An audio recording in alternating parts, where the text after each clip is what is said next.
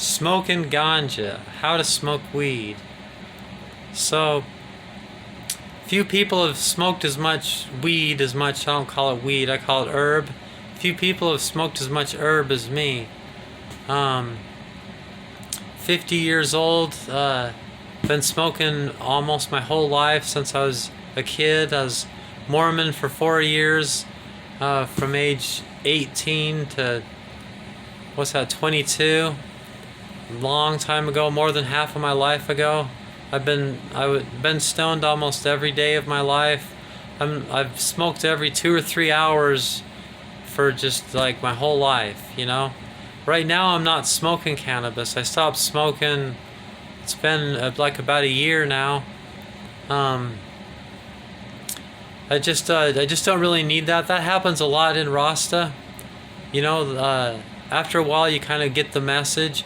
I will never quit smoking herb forever. I won't give Babylon that much satisfaction. I probably will never smoke every 3 hours again like that though. I don't believe in making commitments for your future self because that's like a different person, but I don't see that happening. But I definitely will smoke herb from time to time, or maybe just on holidays or something, you know, in the future. But right now it's not really my thing. But of course I strongly encourage it for one and all, young and old, everybody. You know, that side of humans where they're like, oh, you're not smoking herb? Well, good for you, and that whole thing. Fuck you, that's not me. And do not sign my name up for that when people talk like that. There's nothing to be congratulated for not smoking cannabis.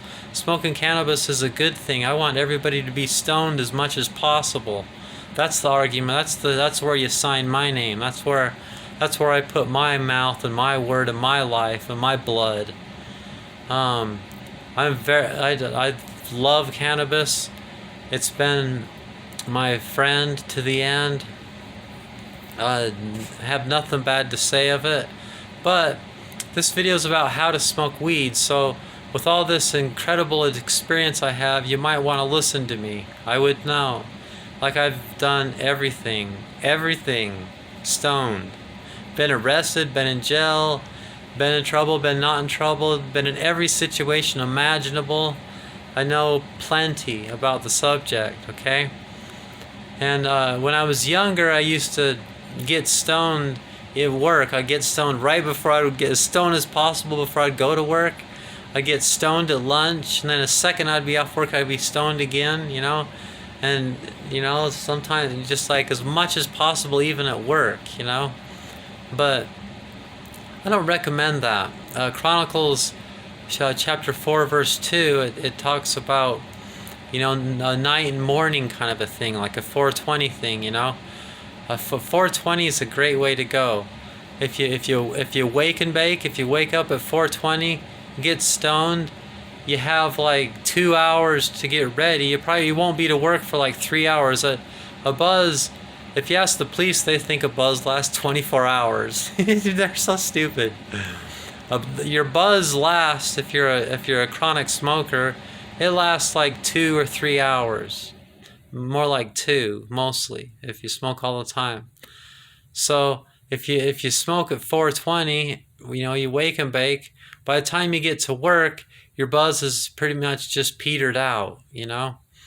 And then 420 is right about like right when you get home from work again, you know, 4:20 p.m., you know? And then the Bible talks about in Chronicles 2 or chapter 4 verse 2 about smoking night and morning, and then once for each annual Sabbath, that's the holidays, and then once for every new moon, because they were farmers and it's a new moon. So I think the Bible's right, you know, more like a 2 or 3 times a day, not every 2 or 3 hours. And don't be stoned at work. Like, there's no point in doing it. Why waste your buzz at work, you know?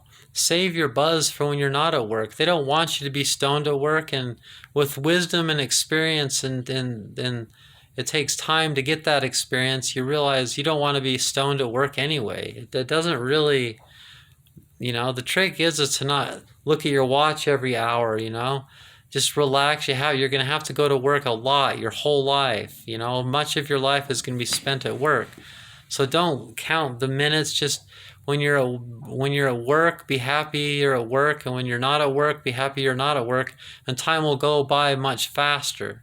When you're counting every minute, it seems like you're always at work and you're never off, and it's never the weekend. But when you don't care, it seems like the weekends are long, and you get lots of time after work to live. You know.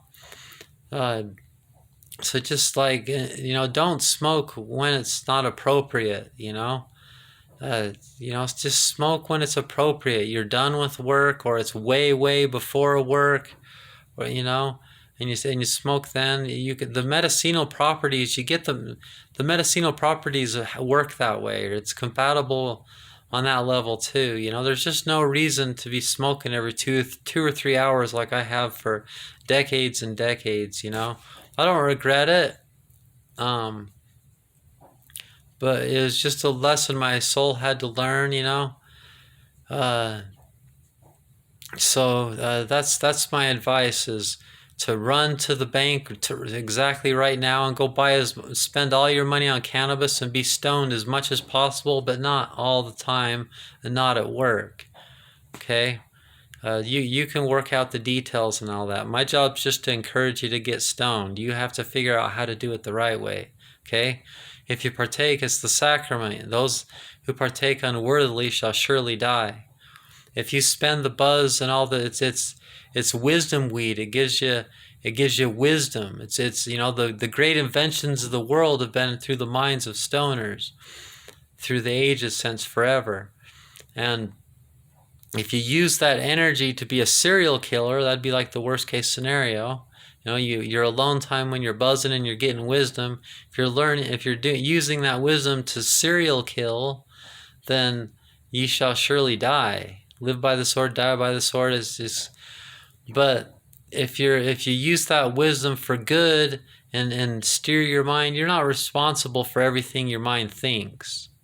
Don't beat yourself up, but try to control yourself. Keep positive, keep loving, love one another. Follow the example of Haile Selassie and follow the example of Mother Mary and Jesus, and be patient and loving and love one another and non-judgmental, and don't curse people, bless people, and be a good person, and use that energy to invent goodness and love. There's two kinds of people, remember. There's two kinds of people. Two kinds of humans. Those that unite and those that separate. Okay? Josh says one love. That's all he wants. The people to get together and feel all right.